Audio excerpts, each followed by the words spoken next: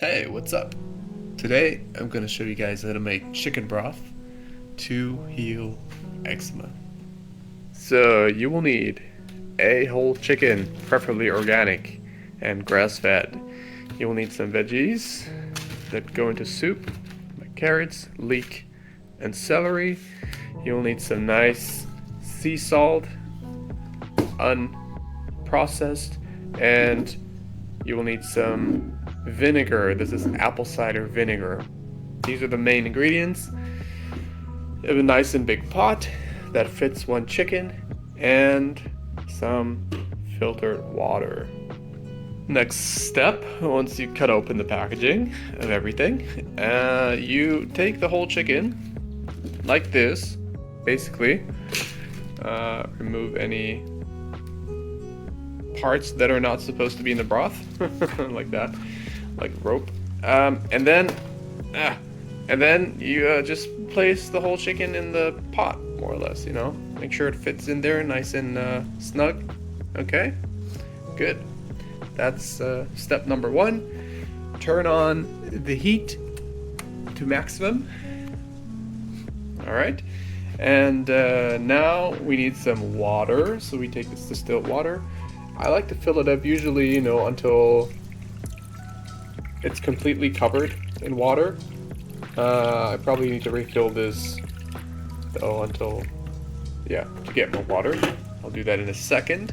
In the meantime, we can take some of the beautiful natural sea salt, just liberally pour it over. It's not really a science, a whole chicken though needs a good amount of salt, so that should probably do it. And and then we take some of the apple cider vinegar and also pour it over, just a decent amount like that. That should do it. Helps get the meat off of the bones. All right, now let's refill this water and fill it up all the way.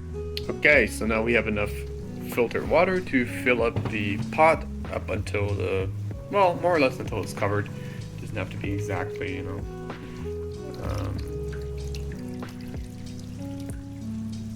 It's already started boiling a little bit, which is nice. Okay, so my pot is not quite big enough to cover the whole chicken, but that's not really a problem. If you cover it with a lid, the fumes will kind of heat up at the top part as well, and it will get nice and cooked from the top. So now we just cover it with a lid. And basically just let it sit for about 2 hours. Although once it starts boiling, turn down the heat from maximum to kind of a minimal boil, so it doesn't spill over, and then just let it sit for about 2 hours, and then we'll check back and see how the chicken is doing. 2 hours later. All right, it's been 2 hours, so let's check back on our chicken, see how it's doing. So we got the pot.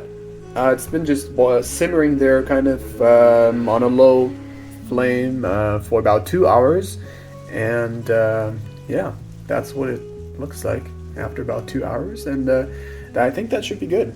So you can kind of test it if the meat is easy to remove from the bones. Then it's definitely ready. You don't want it to stick to the bones too much, because you need to pull it off in a bit. But that looks good to me, so we'll just take it out. Now I like to use something like this to kind of lift up the chicken, like so. Sometimes it falls apart, but yeah, and you let it drip a little bit. Let the water kind of goes back into the pot, and that looks good. I have a tray here like this, which is for baking usually, but I like to use it to separate the meat from the bones of the chicken, because it's the easiest way for me to do it, and it makes least of a of a mess with the tray like this. So that's the next step. All right, actually, before we continue with the chicken, let's just add our veggies to the broth, because it will holy shit, it will take some time to cook, and in the meantime we can do the chicken. So I got carrots, I got leek, So we'll just add, you know, everything into the broth. This is celery. I think it's called celery. I'm not really sure. We'll add this. You know, add everything. The carrots, you can peel them. I just, you know, kind of lazy, so I just don't peel them at all, and it's fine. Should probably wash them though. That would be good, especially if they're non-organic. But you know, organic carrots are better. So yeah, we add all the carrots here, and then we have some. I think this is parsley. God, I don't even know. I'm a terrible cook, so terrible chef.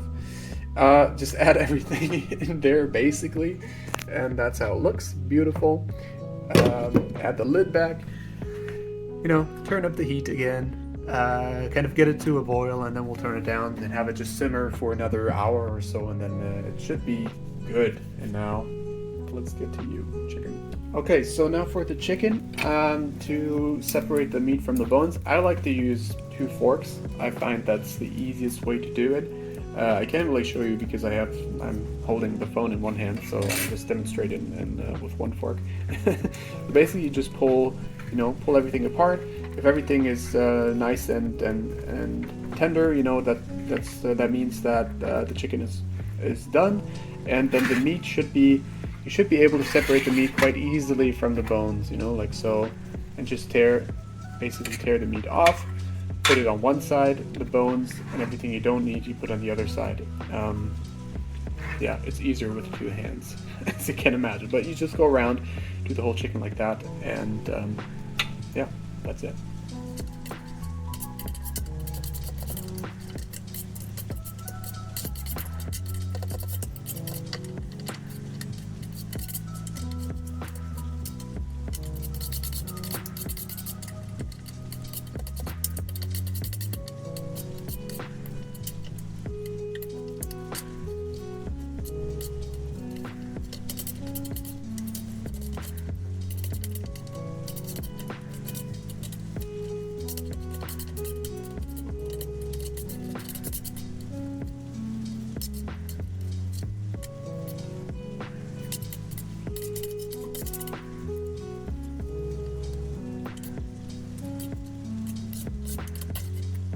Also, pro tip, don't wear a white t-shirt when dissecting a chicken, just so you know.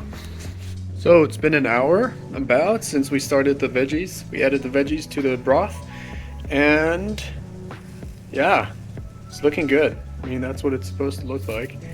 And you can test, you can test if the veggies are good, you know, just take a big piece of carrot, and the fork just slides right through it, so it's definitely soft enough to eat, and perfect. So what you can do now is you can either just leave it like this and then consume it, add the meat to this, or you can separate the veggies out from the broth.